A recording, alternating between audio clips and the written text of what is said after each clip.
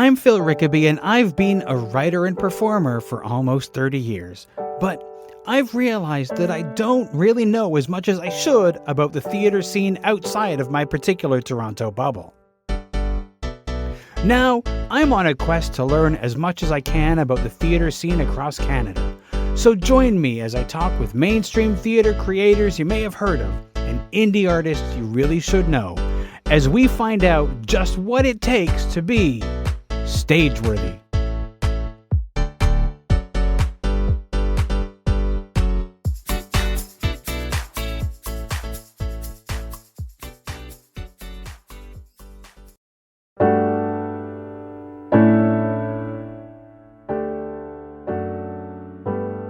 Stephen Mayoff is a writer, poet, and lyricist based in Prince Edward Island.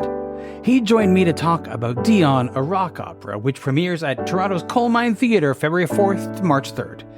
In this conversation, we talk about how he first began collaborating with Ted Dykstra, how he came to find himself living in PEI by way of Toronto and Montreal, his novel, The Island Gospel According to Samson Grief, and much more. Here's our conversation.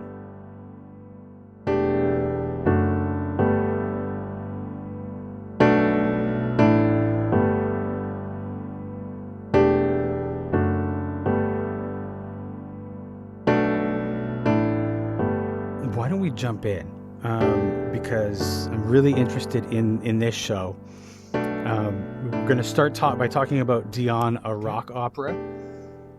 Can you give me tell me what is Dion, a rock opera, just to get started? Okay, well, it is a rock opera, but it's based on the Bacchae by Euripides, and it is something of a reimagining, but we've stuck as close as we can to the actual play.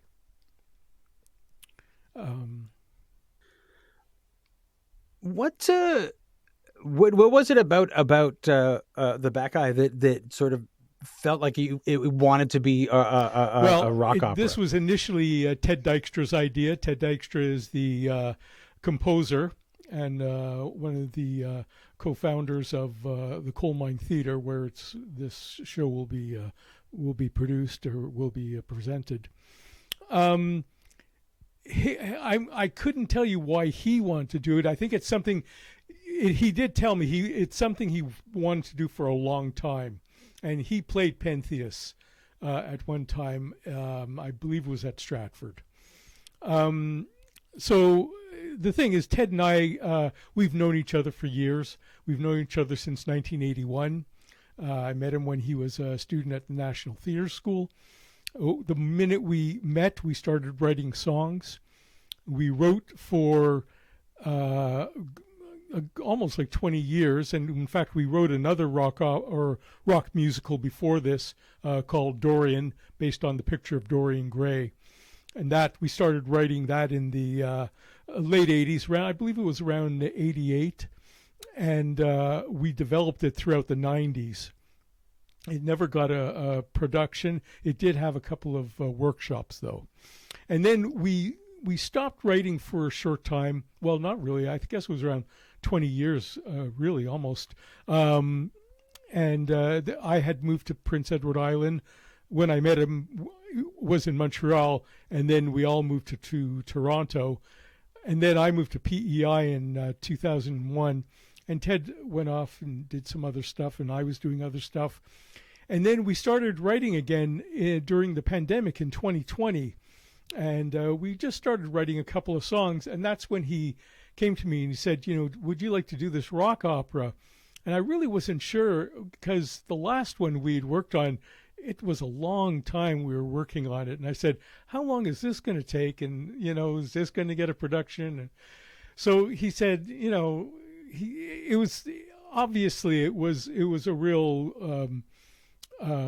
work of passion that he wanted to work on, and so I read the play, and then I had to read the play again, and I probably had to read it a few times, and I went, I'm not sure what's going on here. I know what's going on. It's a king and a god who are having a feud, but what's really this about?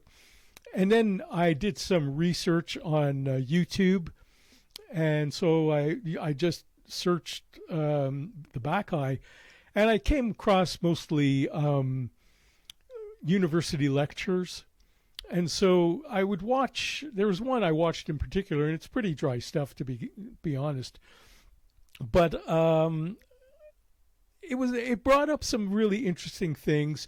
Who Dionysus is, and the fact that of his duality and his origin. Of course, Dionysus' origin is that, his mother Semele was Zeus's lover, and she wanted to look on her lover's face, but mortals can't look at gods, and so she did. She was incinerated immediately, and Zeus reaches inside her, takes out the fetus, plants it in his thigh, and it gestates and then is born as Dionysus, who is now half mortal and half god.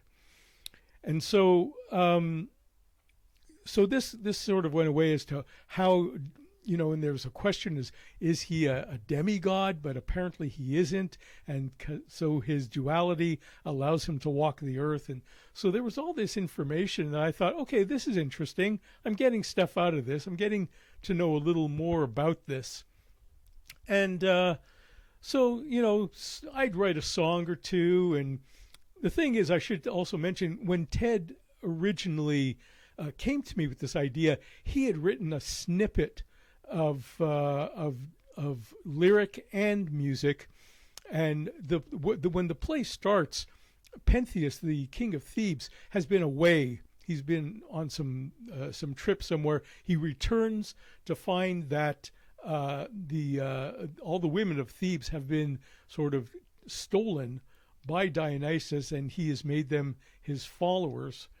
And so Pentheus is really angry about this.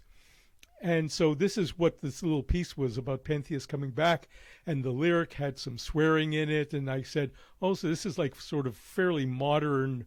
We're going with modern language here.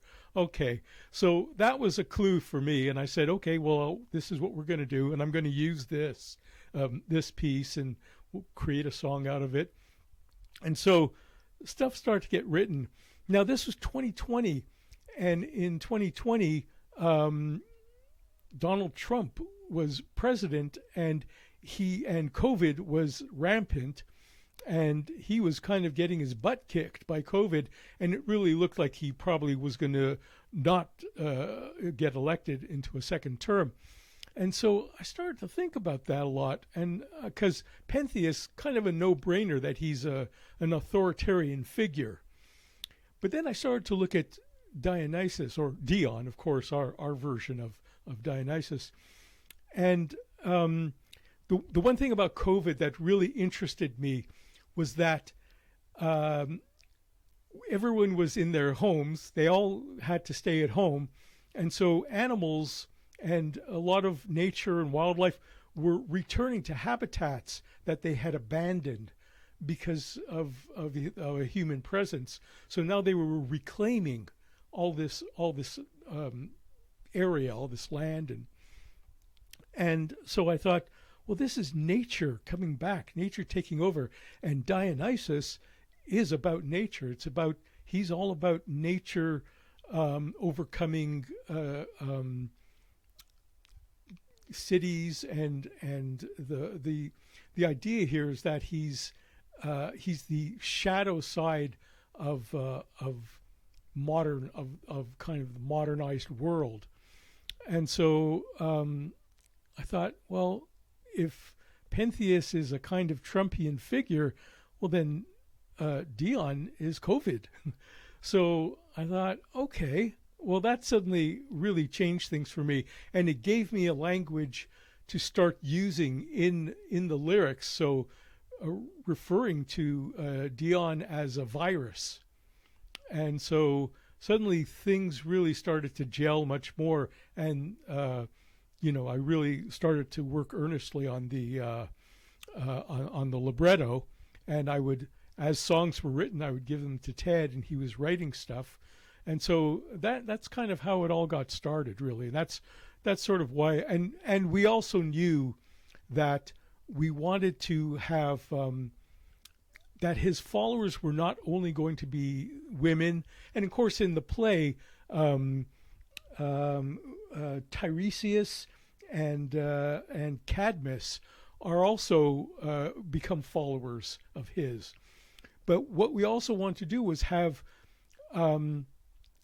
certain members of civilization, like these marginalized groups, to become his followers as well.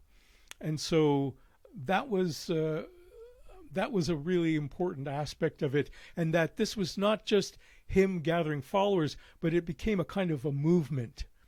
And so that was something that we want to do. We wanted to kind of retell the story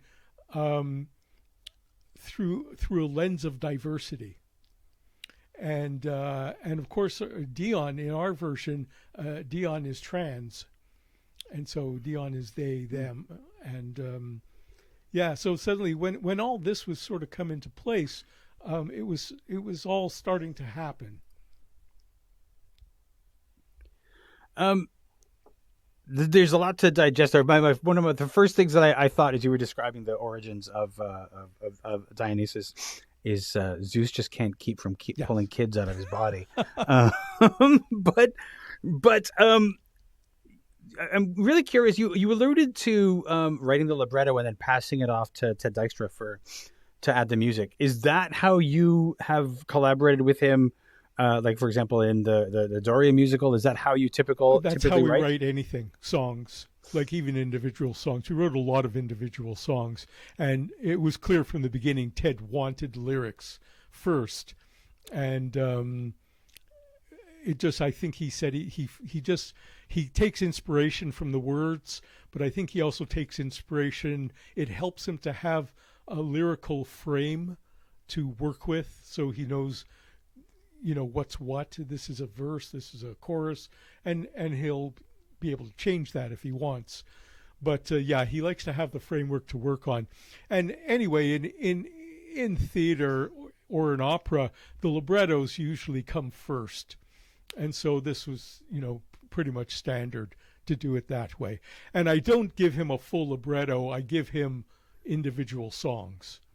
So songs come, and then music starts to develop. And then what often happens is, if we have a first draft, and then we start revising, the story gets revised, and so lyrics are going to be revised. And then, or new songs might be written. And then I'll often sort of look at what the music is and listen for melodies that are motifs, repeated melodies, or melodies that could be repeated, that sort of give a sense of either something in the narrative or something in the character. And so I'll take those melodies and I'll say, I'm going to try something like this. Or sometimes I'll take a snatch of melody from one song and a snatch of melody from another song and say, maybe we'll put these together and create this thing. And so Ted and I have our own vocabulary for all this. We tend to call this the glue that sort of puts it together and makes it a whole thing. So that's pretty much how it works for us. It usually its words come first. Yeah. No, I was really curious about how you go from like individual songs to putting it together as a whole thing, and you've described that. So thank you for that. As somebody who has pretty much written for most of their life, I think pretty much always, at least in high school. When did you start writing lyrics? How did becoming a lyricist start to become a thing? One of the first things I started to write was lyrics. I guess music was always a part of my life. I was very influenced. We had a big record collection. We had a lot of Broadway soundtracks. We had operas, things like that. And I used to actually lip sync to all these. So the lyrics were right there for me. I was listening to it. And my brother had a huge stack of 45s, rock and roll 45s. And so I used to lip sync to that. So lyrics were there for me right from the beginning. Before I started reading, really be interested. Interested in books. Books came later for me in life, and In high school, I started to write poetry in my last year of high school, but I was also interested in writing lyrics, and I had friends who were musicians, and every now and then I'd collaborate, I'd write something, and they'd write something for me, for some music for it. And I remember early, I think once I'd graduated high school, I'd went around to recording studios in Montreal, and I had these lyrics, and I would say, I'm a lyricist, and no one was interested, but that interest was very, very early on, and then I started to write poetry, and I was writing a lot of poetry. And lyrics, they were always there, but I think, and I'd written with different friends at different times of my life. But when I met Ted, which was 1981, it just, like, it sort of really struck. Like, he really wanted to write songs. And I said, oh, wow. So he was the first person I met who, like, really wanted to do it and did it. Like, I gave him a lyric, and suddenly, there was a song, and we never stopped doing it. Our friendship, our relationship is dependent on us kind of writing songs. It's part of the fabric of that. Yeah. You mentioned being a kid in Montreal. Yes. Did you grew up in Montreal? I know you went to the National Theatre School for a short time. And you mentioned that you were That's cut right. at the Yeah. end of the first year. Is that right? I think now cutting students from schools has become there's been a lot more of a conversation around it than there used to be. I know in my own time when I was at theater school back in the 90s, they were still cutting people twice a year. When at the George Brown Theater School, and a number of people were told at the end of the year, at the end of each semester, well, you're not going to come back. And a few people were able to like claw their way back to stay in the program. But that meant that you and a lot of other people, I think, who saw fellow students getting cut, sort of found themselves living in fear through the rest of their time at school. As far as you recall, what was your experience of being cut? And I know that you found it a formative experience, but I'm curious about what was behind that, how you dealt with it, and how that affected you going forward. I'll mention that I had a friend who was at the Dome Theatre School in Montreal, which was part of CJEP. And my original plan was to audition for that, to go there. But a friend of mine who was in NTS said, well, why don't you just audition for NTS? I mean, like a rehearsal to see what it's like to audition. I said, sure, yeah, I'll do that.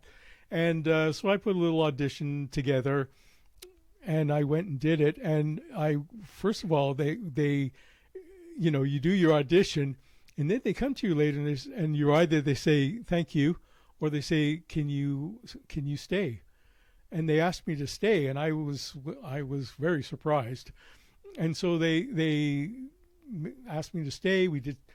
A couple other people had stayed too. Did some improv, that sort of thing. And then I got the letter. It said I was in, and I couldn't believe it.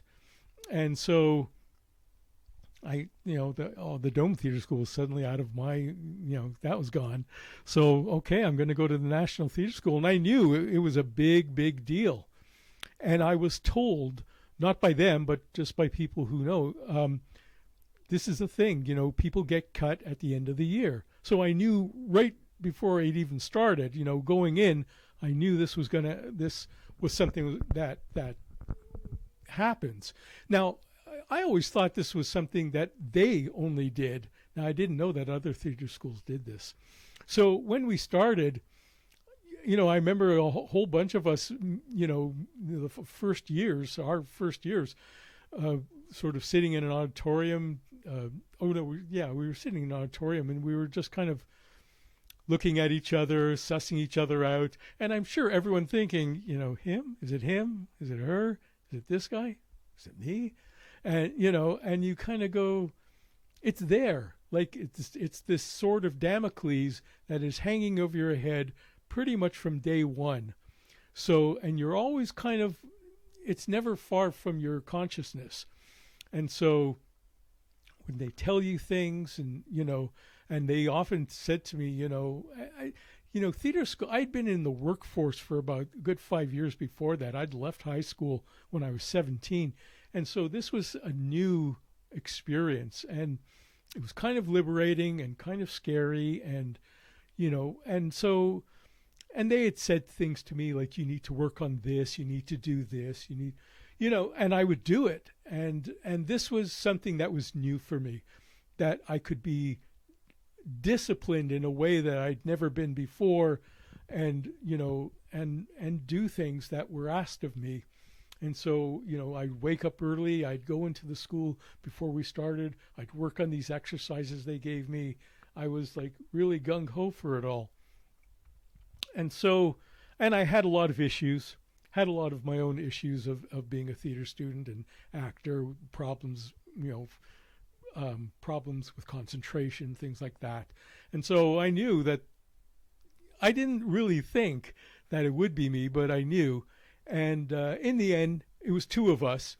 And I remember being in the room with the artistic director and this associate, and they just said, "I'm sorry, we think you've come far for you, but it's not far enough for the school." So that was a real interesting clue for me.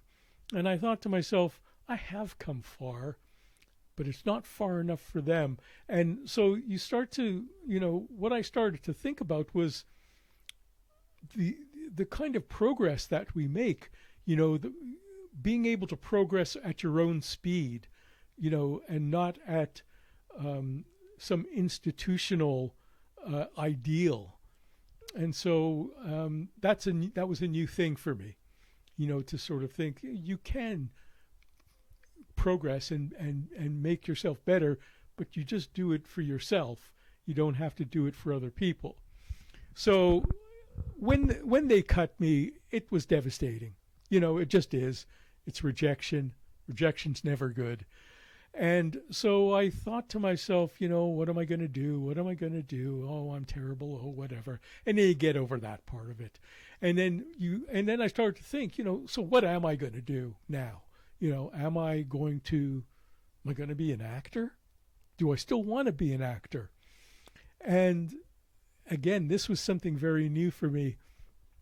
Do I want to do this? And I think it takes a certain amount of courage to be able to say, no, I really don't want to do this. And an interesting thing about those last sort of months in theater school was I hadn't written at all during theater school, but I was starting to think more about writing. Some of the things they had asked us to do, we had an instructor named Michael Mawson, and he had given us this very interesting project called a vocal mask. So you know what a vocal mask is. All these little different bits and pieces that form a larger whole. We had a theme. My theme was sex. So we had songs and all those things. So there was a kind of writing that came along with that. And so that got me interested in writing again. And I thought, no, I don't want to be an actor. I want to be a writer. So, I suddenly understood. And I mean, it was a tough transition, but it was very, I got to know about myself, which was the great thing about it. It really helped me understand who I was and what I wanted and what was important to me. So there. Mm-hmm. Yeah. Yeah. I remember, I think going into theater school in the first year, I think somebody may have mentioned that people got cut sometimes. People got cut, but I don't think any of us actually thought it was a real thing until some of our classmates were no longer there, or we had been told that we'd scraped through or whatever. And nobody said at that time that maybe we hadn't progressed enough for this school. They essentially said it essentially was sort of like it felt like you're not good enough and we don't think you have a career. And yet it's so, and I think this is one of the reasons why I think it's fallen out of favor and theater schools aren't doing it so much anymore, because how the fuck do they know what your career is going to look like once you leave the school? I know plenty of people who left the theater program and had amazing careers, and so it's unrelated to the school. So I'm happier that it's that it's fallen out of favor, because you can't learn to be an artist when you are living in fear. Like, if you were afraid for the entire time that you're in theater school, you can't create art. So I'm glad that has fallen by the wayside. Now, one thing that I'm interested in, because you've talked about writing, we talked about, how you went to the National Theatre School, but what was it that first made you want to be an actor at first?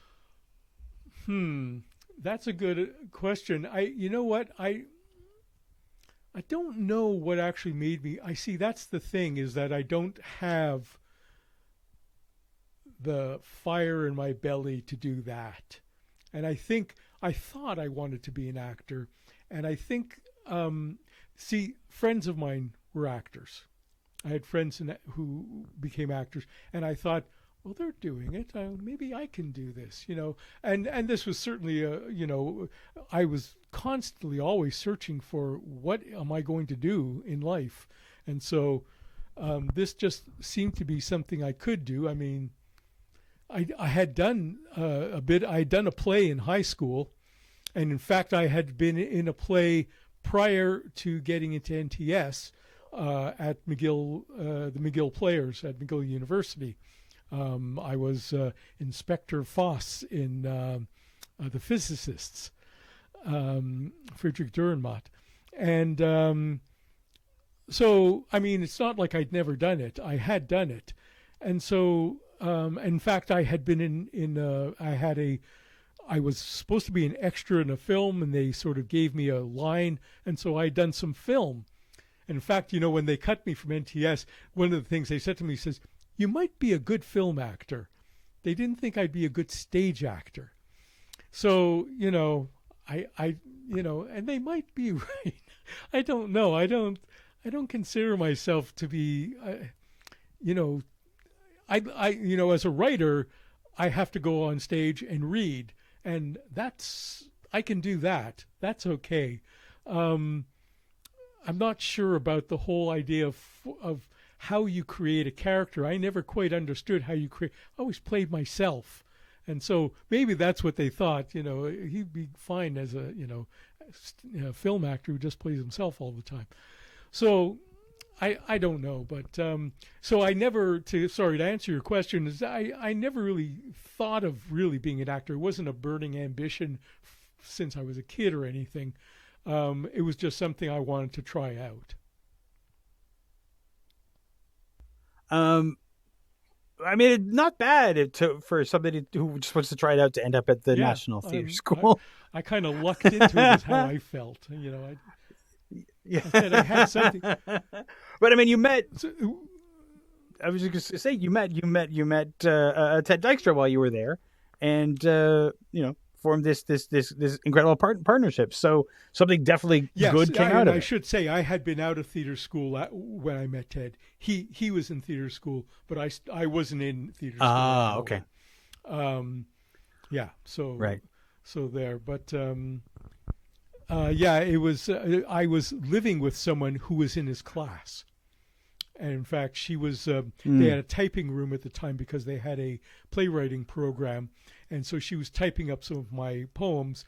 He happened to come by, read a couple of poems, and said, "Write me some lyrics." And so, boom, bam. Really, it was just like that. Yeah. Nice. Now, you went from Montreal to Toronto. What was your impetus for going from Montreal to Toronto? Just the arts, or no, what was because it? everyone I knew, all my friends, and particularly Ted, and the woman I was living with at the time, who was in his class, they had graduated, so they were all moving to Toronto, and I thought, I'm going to come along and do this too. So I did, and we continued writing, of course. And so it was mostly because I just want to continue writing. So Yeah, yeah. So you lived in Toronto for 17 years. What made you decide to move Right. to Prince Edward Island? And was that culture shock Oh when yeah, you made that yeah, change? yeah. It was a good culture shock, I should say. So what happened was, I in 1999 I met Thelma, who is now my wife, but was my girlfriend at the time, and we met in '99. We went to Prince Edward Island in 2000 because her parents were here, so we came and just for a vacation, and I liked it. I'd been here before in like the '70s, and so it was nice. I said, "Hey, this is great," and we were staying at a cottage where her parents spent the summer, right near where their house was. And her father was not in the best of health, and her mother said, "We're probably not going to use the cottage anymore. We're going to close the place up." And it was like, no joke, a moment of telepathy. We looked at each other, Thelma and I looked at each other, and we said, "So we're moving here." And yeah, and we had bonded early on the fact that we want to get out of Toronto. I mean, and so we had thought about like London or Guelph, staying in Ontario. But right after that, once we heard they were going to close the cottage, we said, "Oh, so we're going to move here."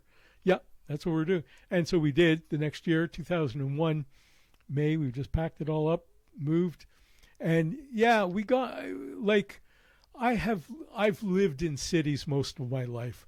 There was a short period in '73 where I lived in England with my sister. We lived in the country, and so I knew what country living was like. But you know, I'm here where we live. It feels somewhat a bit secluded, not as much as it did then. More people live here. We're right near a river, and we're on 22 acres of wooded land. So it really does feel secluded, but we do have neighbors. And so there was this I don't know, this kind of illusion that I'm hidden. I'm hidden from the world. I want to be a writer. This is what I'm doing. I'm going to focus. I've been writing most of my life anyway. I am going to focus. I'm going to get published. I'm going to do all that stuff. And so, so I felt like I was hidden. And so this is 2001, and we're there in May. Our anniversary, just by chance, happens to be on September 11th. And so September 11th, 2001, we're going to celebrate our anniversary. And I wake up and start reading about these planes hitting the Twin Towers. And so we sort of spent our anniversary just watching this news coverage the whole day and the whole evening. And that burst my bubble about feeling like I'm hidden. I said, I'm not hidden. Nobody's hidden. We're all out in the open. It's a whole new ball game now. So, yeah, so that's how that was. How would you describe the culture shock from coming from Toronto to PEI? What's because I know the East Coast has a different pace than say the Ontario and especially the city of Toronto. What did you find that? Well, it is slower, like? And that's why we came. We came for a different kind of life, a slower kind of life. It's very, I mean, it's an island, so it's very insular. I mean, I grew up on Montreal, but it's not like that. I mean, this is very insular, and it's very, I mean, they can be as friendly as can be, and then, it can be somewhat different suddenly. And, to really be part of the island and be, it's about community, very much about things like volunteering. Volunteering is a huge culture here. And so, a lot of people come from away and they come to PEI and they don't, they think it's going to be like Ontario, and so they don't last long. And so, and of course, living in the city, it's not like I'm I'm not antisocial, somewhat, but I'm used to being alone, and that's just part of who I am. I like being alone, and it sort of it's helps me be a writer, liking my own company. And so I'm I like my status of being from away, or as the more PC phrase now is a islander by choice. So I'm an islander by choice. But for me, being from away, that's what writers are. Writers are from away, no matter where you are and where you're from. You're part of it and you're not part of it. And so, and also the writing community. I mean, there are writing communities all around the island, but the big writing community is very Charlottetown centric. And so I did get to know people there. I don't drive, and we're quite far from Charlottetown, so I don't get there a lot. And so again, it's like 1 foot in, 1 foot out. And so I think if anything, what it really sort of brought home to me was this kind of duality in myself of being social and being not social, of being part of things and not being part of things, of being in it and always being on the outside looking in. So so that's really it. It's kind of really solidified that for me. Mm-hmm. Yeah. Now, I do want to talk about some of your other writing. We'll get away from Dion for a second.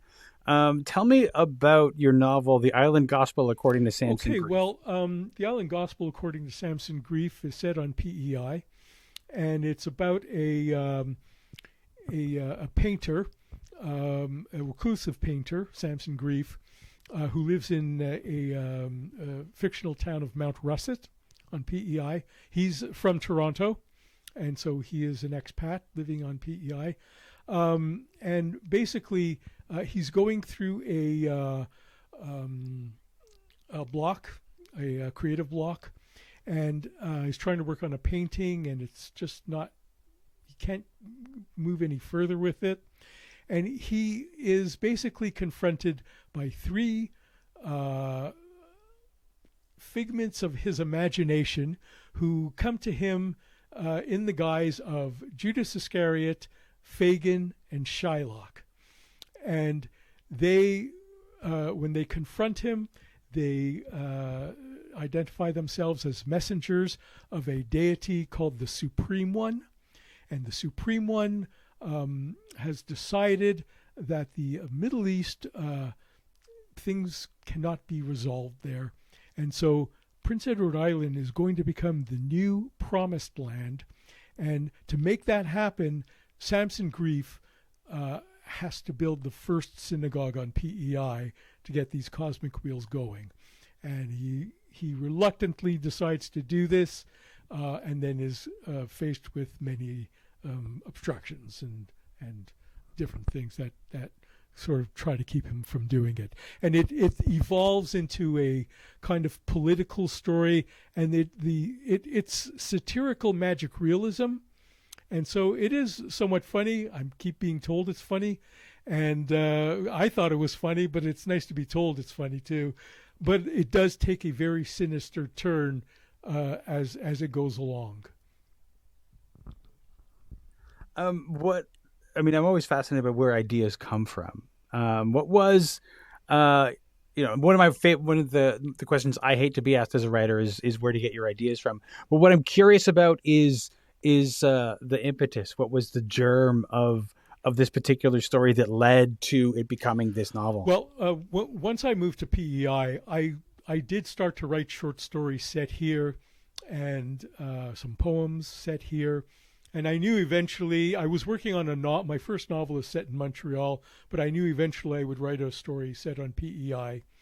And the story I told you about the 9/11 happening, that bubble being burst, that was the first impetus. So suddenly feeling, okay, things have changed, a very profound change. And also discovering that there really is no synagogue here. We don't have a synagogue.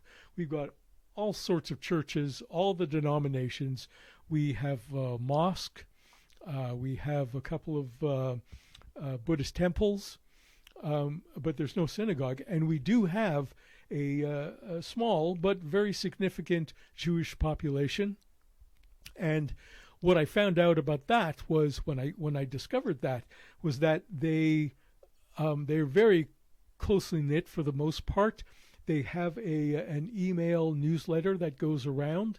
I am now on that email newsletter, and so they celebrate all the holidays basically by going to someone's house. Someone gets designated, and it's kind of like a potluck.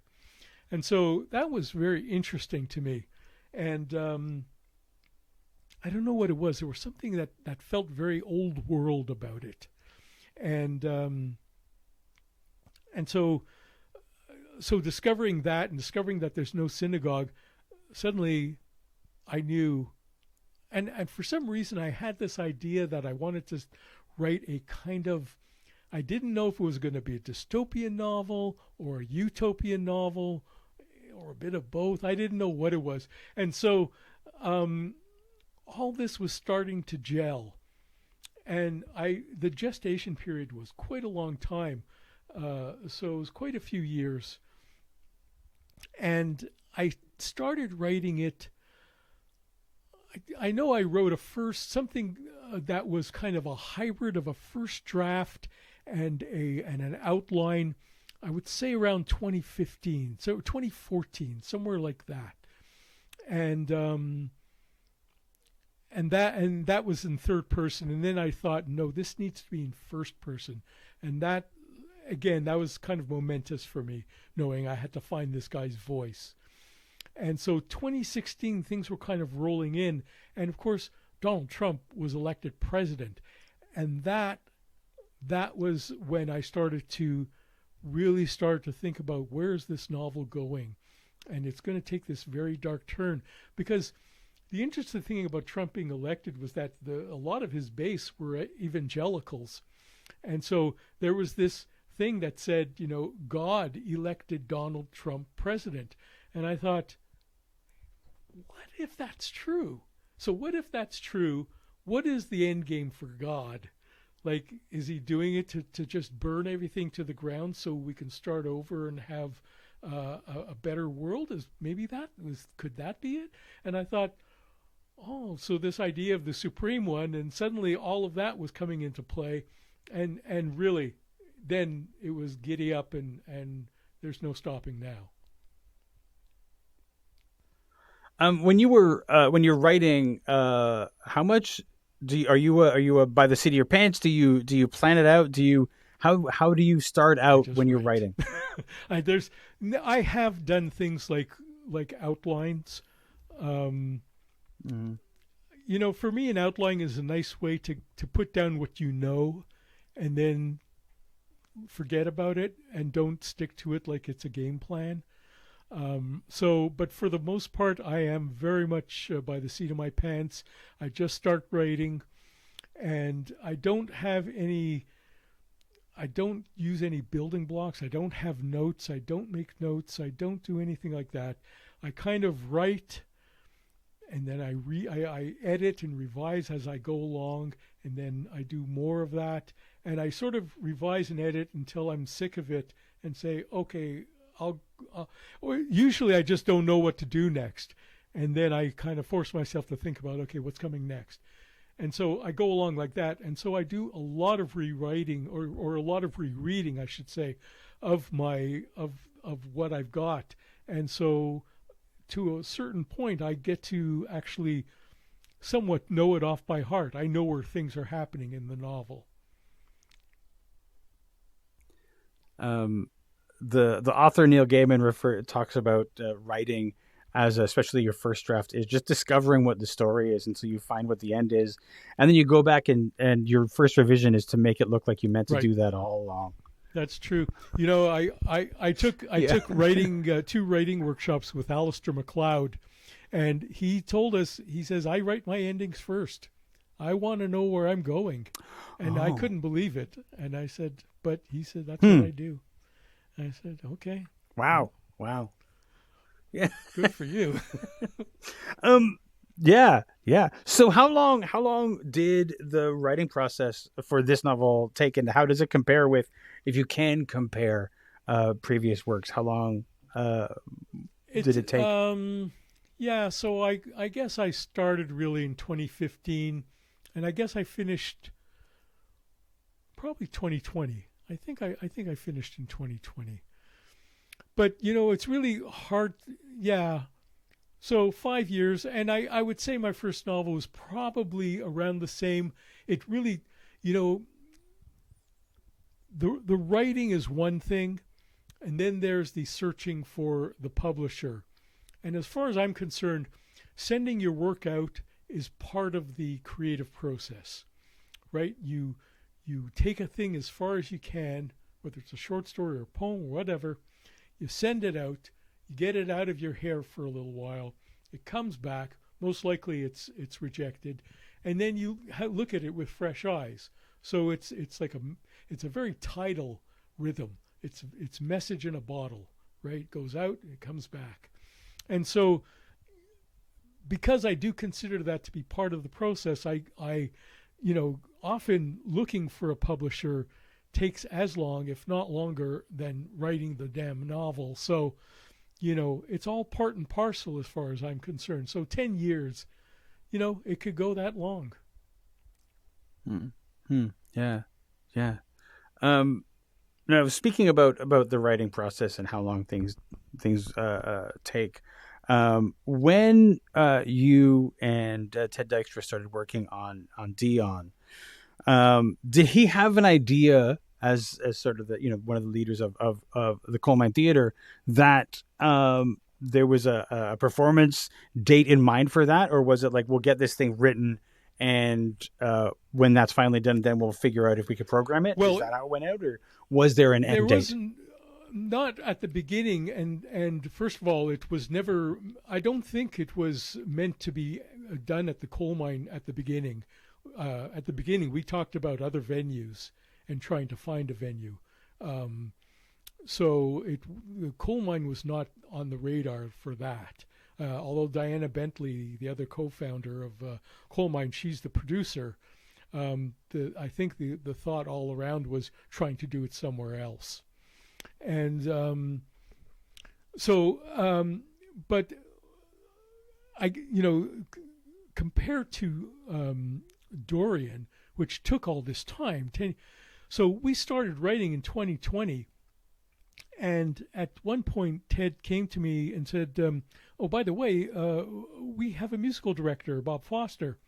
And I said, oh, okay, that's cool. And Bob had worked with Ted on one of his other shows, and so that's how he knew him. And he was very interested in this. I guess he'd heard a song. I don't know, because we weren't even finished writing it.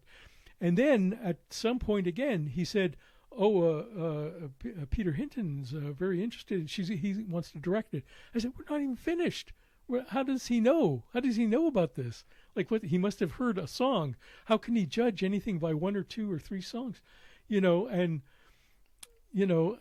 So things were like, compared to that one, things were suddenly going giddy up, like galloping along.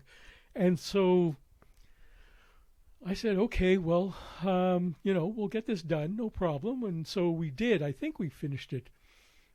Yeah, well, Ted, I kept sending stuff to Ted, and he had to work on it. And Ted, he writes the music, and then he demos it in his home studio, and that's a long process. And so it was done by the end of 2020. And it probably went into 2021, because we did a workshop in the fall of 2021. And I think he had just gotten music done. I think he had just gotten his demos done. And so, so then we had this workshop, and I was thinking, when could this happen? So I don't think we had a date. And again, so then 2022 came, There was possibly going to be another workshop that it didn't happen. And then there was a workshop in 2023 in the fall. And by that time, Ted said, we're doing it at a coal mine, or it's going to be in 2024. And I said, oh, wow. So it's like no time has passed for me anyway. It feels like we just started writing this thing. So really amazing. Especially, I mean, I think you sort of described the length of time that it took to write the Dorian. last musical, Dorian. That you must have thought you would be writing this one for years. When Ted first came to me, I was worried about that. I said, I don't know, like really how long? So, and I knew Ted didn't want to have a long drawn out thing again too. So I just threw caution to the wind. I said, put faith in this. You want to do this, and I want to keep writing with you, because we hadn't written for 20 years, and we started writing again, and I had forgotten how much I missed it. Like, I knew I missed it, and the strange thing was that in the time when we weren't writing, I still wrote lyrics. I was writing poetry, I was writing short stories, I was writing novels. But every now and then I had an idea. I said, this is a song. So I'd write a song lyric, and I'd go, oh, what am I going to do with this? And so it was great. Like, once we started writing again, I thought, oh, this feels so right, so good. So when he sprung it on me, he kind of did spring it on me. Said, hey, what about another rock opera? What about, the Bacchae? I went, oh, okay. So, Yeah. Now you mentioned there've been 2 workshops, and now it's going to be going into production very soon as we record this. It's really only a few weeks away from going into production. I don't know if you're going to be able to see the final production, but if you are, what are you hoping to discover through seeing it performed, or through being in the audience, or what do you hope comes of the show if you're not able to be there in the room? Okay, well, first of all, I will be there. There was a question of whether I was going to be able to go, and that has to do with other stuff, home stuff, and things that are going on where I live. Also, I haven't been off the island since 2019, and so this is and I've got to travel in February. I'm looking forward to it, but I am not looking forward to that.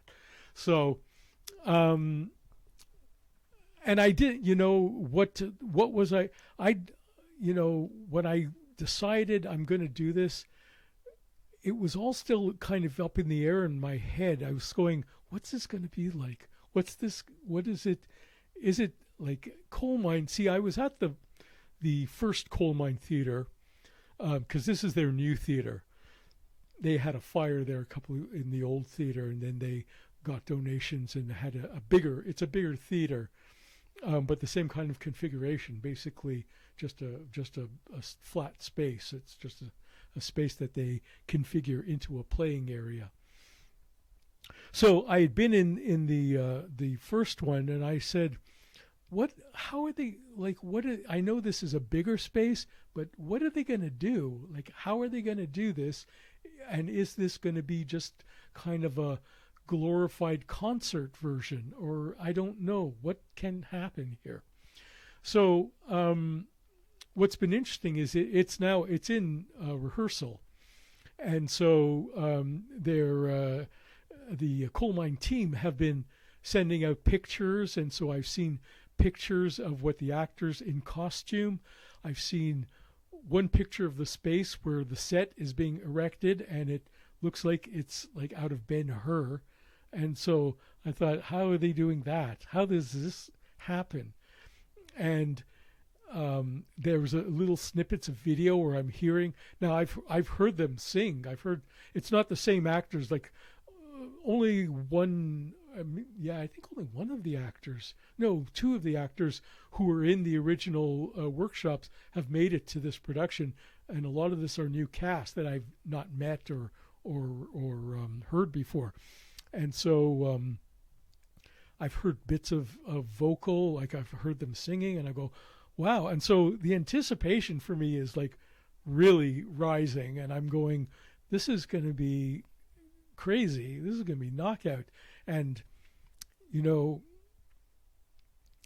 there will be a kind of, how do I put it, sort of an emotional part of this, of sitting there with Ted, watching something of ours on stage. So, you know, there's going to be that, and I don't know. We might just lose it, and I have no idea. Yeah, absolutely. It's always a mix of emotions when something that you have created is presented. So, especially when you mentioned like that Dorian was worked on for a long time but didn't have a full production. So now you get this full production of this show. So right. That's incredible. But even with Dorian, we had 2 workshop productions, and even that, you know, I'd never been that. For me, that was big. Ted, in one of those productions, in fact, in both of them, Ted played piano, and so he wasn't watching it; he was participating.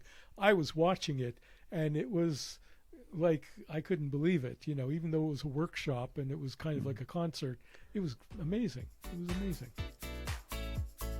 Yeah. Well, Stephen, thank you so much. We're pretty much at the end of our time. I want to thank you so much for giving me some of your time this evening. Thanks so much for talking about the show, and I really appreciate it. Well, thank you for having me, Phil. It was a great opportunity. I appreciate it.